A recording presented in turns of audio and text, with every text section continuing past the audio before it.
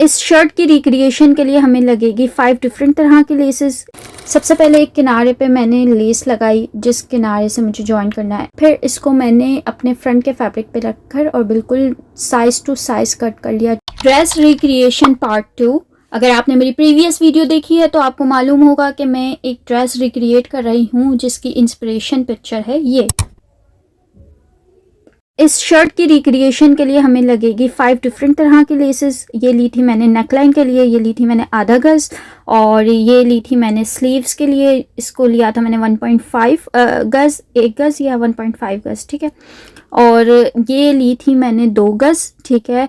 और जो लास्ट में ये वाली लेस मैं नहीं लेने वाली थी, बस मुझे मजबूरी में लेनी पड़ी क्योंकि मुझे same exact as it is मिल गई थी, बट वो कम थी तो इसलिए मुझे इसी से गुजारा करना पड़ा। और लास्टली ये पैचेस जो है वो नेकलाइन, और ये जो 2 पैचेस आते हैं वो इस तरह लिए थे, नेकलाइन को मैंने सेपरेट कर लिया था। और ये पैचेस की क्वांटिटी थी टोटल 4, और 4 नेकलाइन को मैंने किस तरह यूज़ किया वो आप दूसरी वीडियो में देखेंगे। बाय द वे ये हम यूज़ करेंगे 2 दुपट्टों के लिए, उसके चारों पल्लू पे आएगी, वो लास्ट वीडियो में आप देखें। और जो 4 हैं मतलब 2 हैं वो यूज़ होंगे शर्ट में। ओके, दुपट्टे पे ये देखें हल्की सी लाइंस आ रही हैं गोल्डन कलर की, बट इट्स फाइन। दुपट्टे का फैब्रिक बहुत अच्छा था। टोटल फैब्रिक की जो कॉस्ट आई है वो आई है 4000 रुपीज़, और ये दुपट्टा बहुत ज़्यादा था। एक फैब्रिक में से मैंने 2 दुपट्टे निकाले हैं, और ये चिकनकारी का fabric very common in market, आसानी से आपको मार्केट से मिल जाएगा। ये फैब्रिक जो है वो मैंने 1 गज खरीदा था इस ड्रेस के लिए। इस फैब्रिक को लेने से पहले आई डिसाइडेड कि मैं इस पे एम्ब्रॉयडरी करवाऊंगी प्लेन फैब्रिक लेके, लेकिन एम्ब्रॉयडर ने 2 दिन में या 3 दिन में करने से मना कर दिया था। मुझे जल्दी से कुछ बनाना था, तो इसलिए मैंने सबसे रिसेंबल फैब्रिक मुझे यही लगा, तो मैंने ये फैब्रिक ले लिया, और ये बहुत अच्छा मैच हो गया था। मतलब लाइक इंस्पिरेशनल पिक्चर से बहुत मिलता जुलता ड्रेस बना था। और चिकनकारी के वैसे ही इतनी ट्रेंडिंग चल रहे हैं आजकल, हर जगह चिकनकारी मुझे नज़र आ रहा था, तो मुझे ये नज़र आया, मैंने ले लिया और उसको डाई करवा लिया। वेल, ये सारा सामान मैंने ले लिया है। अब हम शर्ट की कटिंग स्टार्ट करते हैं। सबसे पहले मैंने शोल्डर का मार्क किया था। पहले मैंने लेंथ ले ली थी, मुझे लेंथ चाहिए थी कुछ 73, और चौड़ाई मैंने शोल्डर की ली थी 7, और जो लंबाई होती है वो लेती हूँ मैं 7.5, ठीक है। और जो एक 7 लेती हूँ चौड़ाई, और जब नीचे आते हैं जहाँ पे आलमोल की गोलाई आती है वहाँ पे मैं 6.5 लेती हूँ। फिटिंग लेती हूँ मैं कुछ 9 इंचेस पे, और जो आलमोल से फिर जो स्लिट तक की लंबाई होती है वो होती है 13 इंचेस, और स्लिट से चौड़ाई होती है 10 इंचेस पे, ठीक है। ये जो आपका हिप साइज़ होता है ये वहाँ की, यहाँ से हम ले लेंगे 10 इंचेस, ठीक है। फिर जो स्केल होता है, कर्व स्केल, उसको इस निशान की मदद से लाइक ना बिल्कुल स्ट्रेट रखना था, ना मुझे बिल्कुल वो नोक वाली शर्ट कटिंग करनी थी। मुझे नोक वाली शर्टें नहीं पसंद जो बीच में वेस्ट की तरफ से बिल्कुल ऐसे बिल्कुल वी की तरह कटता है, आई डोंट लाइक इट। तो मैं ये स्केल की मदद से ऐसा कर्व बना लेती हूँ अगर मुझे हल्की सी फिटिंग चाहिए होती है तो, वरना मैं बिल्कुल रेडीमेड स्टाइल बिल्कुल स्ट्रेट सीधी शर्ट कट करती हूँ। इससे थोड़ा सा शेप आ जाता है और वो बिल्कुल वी भी नहीं लगता ना, बीच में से बुरा लगता है मुझे वो बहुत। खैर, फिर मैंने ये कर्व बना लिया था। अगर आपको ये कटिंग समझ नहीं आ रही, ऑफ कोर्स नहीं आ रही होगी क्योंकि इतनी ब्लर हो रही है पिक्चर बिकॉज ऑफ फैब्रिक, तो आप चाहें तो मेरी प्रीवियस वीडियो देख सकते हैं जो होगी समर कैजुअल ड्रेस डिज़ाइनिंग के नाम से। उसको देख के आपको अंदाज़ा हो जाएगा कि ये किस तरह की कटिंग है। मैंने एग्जैक्ट साइज़ यही रखा है, लेकिन उसमें मैंने ज़्यादा अच्छे डिटेल से बताई है कि शर्ट की मेजरमेंट्स क्या लेनी है, और मैं यहाँ भी मेंशन कर दूँगी कि शर्ट की मेजरमेंट्स क्या लेनी है, ठीक है। अगेन आई एम रिपीटिंग, जो शोल्डर लाइन है उसकी लंबाई जो है वो 7.5 है, और जो मैंने फिटिंग ली है वो मैंने ली है 9 इंचेस पे, ठीक है। 9 इंचेस पे इसकी फ़िटिंग ली है। मैं आपको अच्छे से दिखा देती हूँ एक बार जितना मुझसे पॉसिबल है। ये देखिए 9 इंचेस लिए, और ये जो फिर यहाँ से चौड़ाई होती है ये मैं ले रही हूँ क्रीज से, मिड की क्रीज से ले रही हूँ कितना 10 इंचेस पे, ठीक है। ऊपर जो है ये चिकनकारी का फैब्रिक है और नीचे प्लेन फैब्रिक है। मैं फ्रंट बैक एक साथ कट कर रही हूँ। लेंथ मैंने ली है 42, और जो दामन है उसकी चौड़ाई मैंने ली थी 11 इंचेस पे, ठीक है। और ऊपर से 1 इंच एक्स्ट्रा होता है, जाहिर है क्योंकि बैक कट होता है, बैक बड़ा होता है और फ्रंट जो छोटा होता है। ये मैं प्रीवियस वीडियो में ज़्यादा डिटेल से बता चुकी हूँ, तो वो आप देख लेना, आपको अच्छे से आइडिया हो जाएगा। ये वीडियो ब्लर हो रही थी, आई नो नहीं समझ आया होगा, तो वो आपके लिए हेल्पफुल रहेगा अगर आप स्मॉल साइज़ है। ओके, नाउ स्लीव्स का पार्ट मैंने पहले स्लीव्स निकाल लिए अच्छे से, क्योंकि स्लीव्स में हम कोई जॉइंट नहीं लगा सकते थे। स्लीव्स की चौड़ाई कितनी होती है, अगर आपका शोल्डर लाइन 7.5 है तो आपने स्लीव्स की आपको चौड़ाई चाहिए होगी 8 इंचेस। सबसे पहले लंबाई में आप 3 इंचेस पे निशान लगा लें, फिर आपने जो चौड़ाई तैयार रखनी है, तैयार आ सकती है, वो आती है 8 पे, 8.5 पे आएगी, ठीक है। और 1 इंच का मार्जिन देते हैं, क्योंकि कपड़ा कम था इसलिए मैंने 1 इंच का मार्जिन दिया है, आप ज़्यादा भी दे सकते हैं। और जो कलाई वाली साइड है उससे मैंने रखा था 5.5 इंचेस, ताकि फिटिंग में आए थोड़ी सी, और स्केल की मदद से कर्व कर लिया था और इस स्लीव्स को मैंने कट कर लिया था। बाय द वे स्लीव्स की लंबाई थी 22 इंचेस। अब मैंने क्या किया, लंबाई में और चौड़ाई मैंने पहले देख ली थी कि ये फैब्रिक के हिसाब से आ जाए। जैसे फिटिंग 9 इंचेस है तो मैंने थोड़ा ज़्यादा करके 11 इंचेस चौड़ाई ले ली थी फैब्रिक की, क्योंकि मेरे पास कपड़ा कम था। और लंबाई मैंने 11 इंचेस पे लेके स्क्वायर पार्ट काट लिया था, ठीक है। ये मैंने इस तरह काटा था कि बस अभी मैं सिर्फ फैब्रिक को कट कर रही हूँ। आप देखें डिज़ाइनिंग, आप देखेंगे तो आपको आइडिया होगा। मैं क्योंकि फैब्रिक कम था इसलिए, अगर फैब्रिक प्रॉपर होता तो मैं बिल्कुल प्रॉपर कटिंग वगैरह करती। इसको मैंने सबसे पहले निकाल लिया लंबाई में 11 इंचेस और चौड़ाई में मैंने चौड़ाई में भी 11 इंचेस होगा, ठीक है। सबसे पहले एक किनारे पे मैंने लेस लगाई, जिस किनारे से मुझे जॉइन करना है उसको मैंने यहाँ पे लेस जो है सेंट्रल लेस वो अटैच कर ली। कट वगैरह मैंने कुछ नहीं किया, आप देखें मैंने किस तरह इसको लगाया है। सबसे पहले मैंने एक साइड पे लेस लगाई, एक किनारे पे लगाई, ठीक है, दूसरे किनारे पे भी इसकी सिलाई लगाई। अब मैंने इसको फोल्ड कर दिया और एक किनारे पे मैंने दोबारा सिलाई लगाई, ताकि ऐसा लगे कि वो सेंट्रल लेस जो होती है ना उसकी जो किनारा होता है वो नज़र नहीं आता, वो इस तरह नज़र आएगा। क्योंकि जो ये वाला किनारा है ये तो सिलाई में चला जाएगा, लेकिन ऊपर वाला डिज़ाइन में रहेगा, सही। फिर आप इसको चाहें तो प्रेस की मदद से प्रेस भी कर सकते हैं और इसके ऊपर मज़ीद सिलाई लगा सकते हैं कि ये पक्का हो जाए। बाय द वे कट नहीं हुआ हुआ तो इतना आपको पक्का करने की ज़रूरत नहीं है। इसके बाद मैंने ये वाली लेस अटैच की थी और इसको भी फिर मैंने फोल्ड करके ऐसे कर लिया था, क्योंकि मैं बार बार कट नहीं कर सकती थी। 1 इंच का कपड़ा कट करना इज़ वेरी डिफ़िकल्ट, तो पहले मैंने इसे लेसेस लगा ली। फिर इसको मैंने अपने फ्रंट के फैब्रिक पे रखकर और बिल्कुल साइज़ टू साइज़ कट कर लिया, जो मेरा आलमोल है, ठीक है। इसको कट करने के बाद मैंने क्या किया कि इस फैब्रिक को रखा मैंने, जो मैंने कट किया है जिस पे लेसेस लगाई है उसको रखा मैंने ऊपर, इस तरह बिल्कुल सेट किया। इसी के साइज़ से मैंने काटा था और जो अब ये लंबाई है उस हिसाब से मैंने फ्रंट पार्ट से चिकनकारी वाले फैब्रिक को अलग कर दिया, क्योंकि इसकी जगह अब ये फैब्रिक लगेगा, क्योंकि डिस्प्ले पिक्चर में इसी तरह दिया हुआ है। तो अब आपने वो सिलाई पे लेस पे ही सिलाई लगानी है, ताकि वो सेंट्रल लेस की तरह बिल्कुल लगे, जो सेंटर लेस लगती है बिल्कुल उसी तरह, ठीक है। आपने ये सिलाई ध्यान से लगानी है। इसके बाद क्या किया, इसके बाद हम बनाएंगे नेक में आप क्या करेंगे, ये तैयार हो गया। आप ज़ीरो के बुकरम लेंगे। इसके बाद चौड़ाई मैंने ली थी कुछ 3.5 और लंबाई मैंने ली थी 6.5। अच्छा, आप अपने अकॉर्डिंग जो नेक लाइन पहनते हैं बिल्कुल उसी टाइप से उसी साइज़ से जो सिंपल नेक लाइन है आप वैसे बना लें। बिल्कुल सिंपल इजी है, इसमें कोई रॉकेट साइंस नहीं है। सिंपल जो नेक लाइन बनती है बस वैसे ही वी नेक लाइन बना लें, उसको कट कर लें, ठीक है, फैब्रिक पेपर पेस्टिंग को, और इसके बाद इसको आप फैब्रिक पे चिपका लें। जैसे सिंपल गला बनता है सेम एज इट इज़ मैंने पहले उसी तरह सिंपल गला बनाया था। अच्छा, इसको कट करने के बाद बिल्कुल बराबर आना चाहिए, मैं चेक कर रही थी। इसको कट करने के बाद मुझे लग रहा था इसमें लंबाई ज़्यादा हुई जब मैं पेपर पेस्टिंग पे चिपका रही थी, तो इसलिए मैंने ऊपर से मज़ीद छोटा किया था।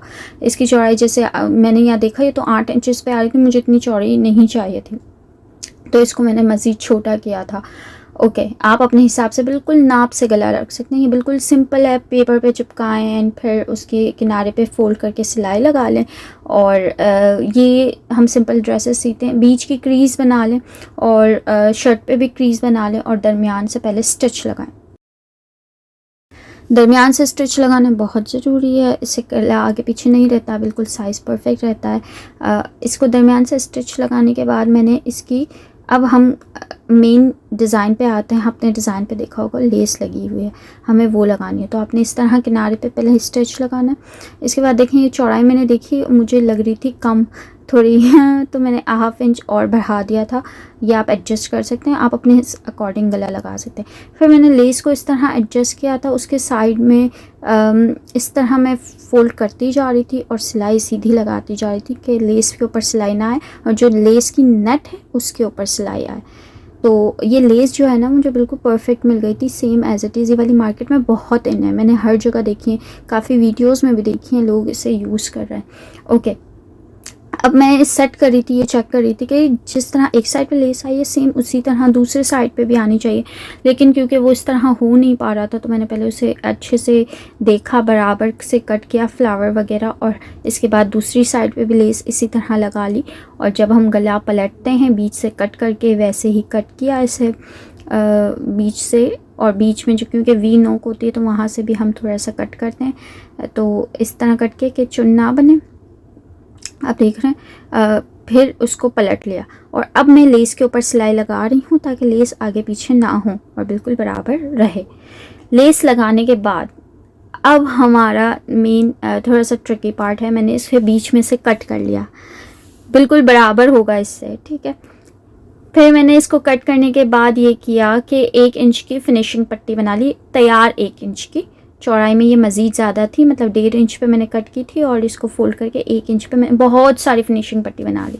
अब ये वाली लेस मुझे इतनी ख़ास पसंद नहीं आई थी, अगर वो वाली मिल जाती तो ज़्यादा अच्छा होता, लेकिन बट खैर है। फ्रंट पे मैंने इसे लगाई फिनिशिंग पट्टी के ज़रिए, इस तरह फिनिशिंग पट्टी के ज़रिए ये लेस मैंने लगाई। क्योंकि यहाँ पे तो पैटर्न आ जाएगा, नज़र नहीं आनी थी, लेकिन क्योंकि दामन से बुरा लगता है इसलिए हम फिनिशिंग पट्टी से ही लगाएंगे।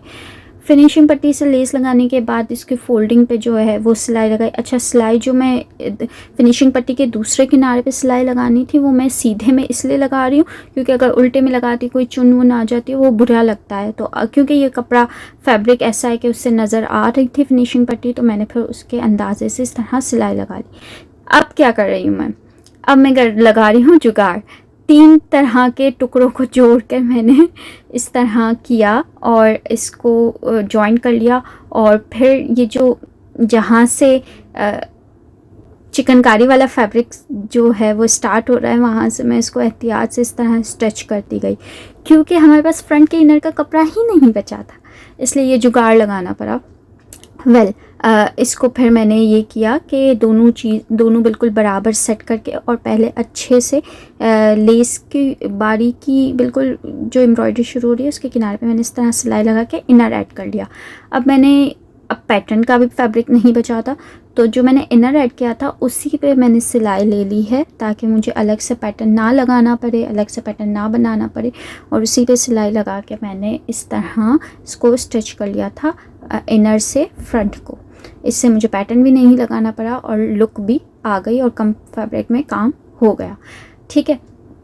इसके बाद मैंने क्या किया, दोनों मतलब नीचे तक मैं ले गई थी क्योंकि ऊपर सिलाई होती और नीचे नहीं होती, बुरी लगती।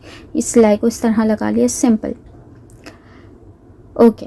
फिर दूसरी साइड पे भी ऐसे ही कर लिया, लेकिन आप देख रहे हैं नेकलाइन बहुत बड़ी हो रही है तो उसको उसकी जगह अब मैं पैटर्न लगा लूँगी, तो वो पैटर्न छोटा ऐसा ही था तो इतना फैब्रिक था।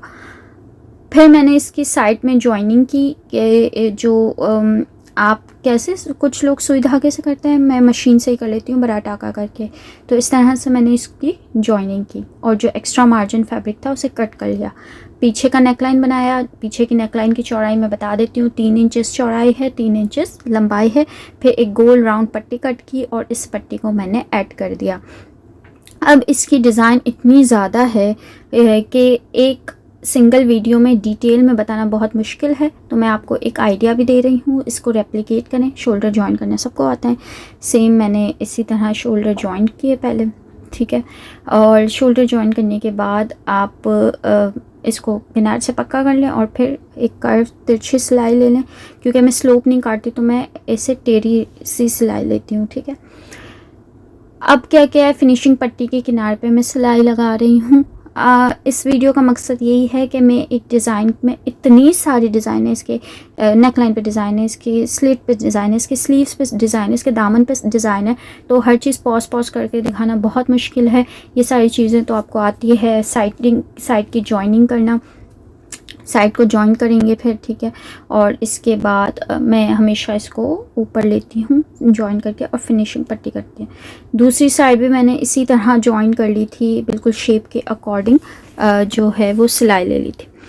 अच्छा, इसके बाद आपको लग रहा है डिज़ाइन ख़त्म हो गई यहाँ पे, तो ऐसा नहीं है। अब बारी आती है स्लीव्स की। क्योंकि फिनिशिंग पट्टी का फैब्रिक नहीं था तो मैंने इस तरह पहले सीधे पे फोल्ड कर लिया और लेस उल्टी रखी और इसको इस तरह मैंने पहले स्टिच कर ली, ठीक है। इसलिए किया क्योंकि फिनिशिंग पट्टी का कपड़ा नहीं था और ये लेस बहुत प्यारी लग रही थी बाय द वे। इसी तरह दूसरी स्लीव्स पे लगाया, ठीक है। जैसे आप ऐसे दामन मोड़ते हैं ऐसे ही स्लीव्स मोड़ी है, फिनिशिंग पट्टी ऐड नहीं की है। और फिर इसके किनारे पे इस तरह सिलाई लगा ली, इस तरह गुम तरीके से लेस भी लग गई थी और फिनिशिंग पट्टी की ज़रूरत भी ना पड़ी। और इसके बाद ये पैचेस को मैंने कटवर्क कर लिया था, आपको मैंने लास्ट वीडियो में दिखाया। इसको सबसे पहले मैंने पिन अप किया और इसको बिल्कुल सेट किया इसके ऊपर, और जो ट्रांसपेरेंट थ्रेड होता है उसकी मदद से मैंने इसके किनारों पे सिलाई लगा ली। आप चाहें तो एम्ब्रॉयडरी के ज़रिए भी करवा सकते हैं। इस तरह सिलाई लगाएं किनारे पे एंड या दैट्स इट। इसके बाद दूसरी स्लीव्स भी मैंने सेम एज इट इज़ इसी तरह लगाई है। पैच लगाने का परफेक्ट तरीका मैं अपनी प्रीवियस वीडियो में भी बता चुकी हूँ, लेकिन this is a important part इस वीडियो का, क्योंकि स्लीव्स पे ये डिज़ाइन है और तो इसलिए मैं ये दिखा रही हूँ। दूसरी स्लीव्स पे भी सेम एज इट इज़, पहले आप पिन अप कर लें, आप सेट कर लें अच्छे से। ग्लू का इस्तेमाल मैं नहीं करती फैब्रिक पे, एक दफ़ा बहुत बुरा एक्सपीरियंस हो गया है, इसलिए मैं पिन अप कर लेती हूँ। ओके, जो थ्रेड मैं इसमें यूज़ कर रही हूँ वो मैं आपको आगे चल के दिखाती हूँ दामन वाले सेक्शन में, कि मैंने इसको पैच को लगाने के लिए मैं कौन सा थ्रेड यूज़ करती हूँ। ओके, इसके बाद अब हम करेंगे फिटिंग की सिलाई। जो शेप है उसके अकॉर्डिंग आपने सिलाई करनी है फिटिंग की स्लीव्स की। और इसको जॉइन करने के बाद आप पहले नाप लें कि आपका आलमोल और स्लीव्स की सिलाई बराबर है। इसके बाद आप स्लीव्स को अटैच कर लें शर्ट के साथ। दोनों स्लीव्स पे ये सिलाई लगाने के बाद अब हम करेंगे attach to shirt. Attach shirt से करने के बाद इसमें बस यही ध्यान रखना होता है कि आपने खींचना नहीं है, फैब्रिक को हल्के हाथ से लगाना है ताकि खिंचाव ना आए। मेन इंपॉर्टेंट टिप यही है, और साइज़ बिल्कुल परफेक्ट होना चाहिए। लास्टली, अब ये जो नेकलाइन पे लेस यूज़ की थी उसके ऊपर से ये बचा हुआ था, तो मैंने कहा इसे भी यूटिलाइज़ करते हैं और इसे दामन पे लगाते हैं। फिर अकॉर्डिंग टू साइज़, मतलब मैंने अगर पैच लगाना है दामन पे भी तो इसके बाद जितनी लेस मुझे चाहिए मैं उसे कट किया और इसको दामन पे लगा लिया। इसको लगाते वक्त बस आपने सीधी सिलाई के ज़रिए लगा देना है। मैंने यहाँ पे दिखा दिया है। आई नो ये इंस्पिरेशनल पिक्चर में नहीं है, बट मैं ज़ाया नहीं करना चाह रही थी, इसलिए इसको यूटिलाइज़ करना चाह रही थी, इसलिए मैंने इसे यहाँ पे लगा लिया था। थोड़ी सी आई थी नज़र, ज़्यादा नहीं आई थी, लेकिन अच्छी लग रही थी। ओके, इसको लगाने के बाद अब मैंने एक पट्टी तैयार की है जो फिनिशिंग पट्टी के लिए आएगी, जो आप स्लिट मतलब चाक जब खुल रही होती है वहाँ पे लगाते हैं। इससे ये होते है चाक मजबूत हो जाती है और फटती नहीं है। और इसके बाद फिनिशिंग पट्टी कर लेते हैं। अब मैंने देखा फिनिशिंग पट्टी मैं इसको सिर्फ फ्रंट पे करते हुए दिखाऊंगी, क्योंकि आप लोगों को फिनिशिंग पट्टी आती होगी, बट फ्रंट पे दिखाने का मकसद ये है क्योंकि ये जाली नहीं कहूँगी, सॉरी, इसमें नज़र आने वाला कपड़ा है ना, तो इसलिए फिनिशिंग पट्टी आपने ऐसे लेनी है कि फैब्रिक जो है फ्रंट से नज़र ना आए। और इस तरह इसको साइज़ करते हुए फिनिशिंग पट्टी करनी है कि दोनों स्लिट्स जो हैं बराबर आनी चाहिए, और इसको फिनिशिंग पट्टी कर लें। फिनिशिंग पट्टी सबसे पहले करने का ये भी मकसद है क्योंकि लास्ट में सिर्फ हम पैच लगाएंगे अब, इसीलिए मैंने फिनिशिंग पट्टी पहले की है, क्योंकि कटवर्क तो मैं कर नहीं सकती थी घर में। और ये थ्रेड है जिसके ज़रिए मैं पैच को लगाती हूँ हमेशा ही। ये ट्रांसपेरेंट थ्रेड होता है और ये बहुत अच्छा है, यूज़फुल है, आप ले लें, मार्केट में इजीली मिल जाएगा ये। ओके, इसको भी मैंने दामन के दोनों दामन पे ऐसे पैचेस को ऐड कर लिया था और ये इसका फाइनल पार्ट है। इस पैच को ऐड करना और अगर ऐसा होता ना कि अगर मैं कटवर्क करवा लेती और मज़ीद बेहतर हो जाता, बट ये भी बहुत अच्छा लग रहा था बनने के बाद। एंड आप कमेंट्स में बताएं कि आपको ये रिक्रिएशन वीडियो कैसी लगी और मुझे क्या और रिक्रिएटेड वीडियो बनानी चाहिए या नहीं, क्योंकि probably it's my last video on recreation, because recreation video is not my cup of T, उसके लिए मार्केट के बहुत धक्के खाने पड़ते हैं। So and this is a final look at this dress. बहुत हसीन लग रहा था, बहुत प्यारा लग रहा था ये ड्रेस। इसकी टोटल कॉस्ट मुझे आई थी 8000 रुपीज़। और ये बहुत अच्छा बना था। इसकी नेक लाइन, इसकी स्लीव्स, इसका दामन, इसका दुपट्टा, उसकी वीडियो आप ज़रूर देखें। Link And if you have any queries regarding this dress, you can ask me. I will try my best to answer all your queries. और अगर आप मज़ीद ऐसी डिफरेंट डिज़ाइन सीखना चाहते हैं, इंस्पिरेशन लेना चाहते हैं, तो आप मेरा चैनल सब्सक्राइब कर दें। Hope you like this video. अल्लाह हाफ़िज़।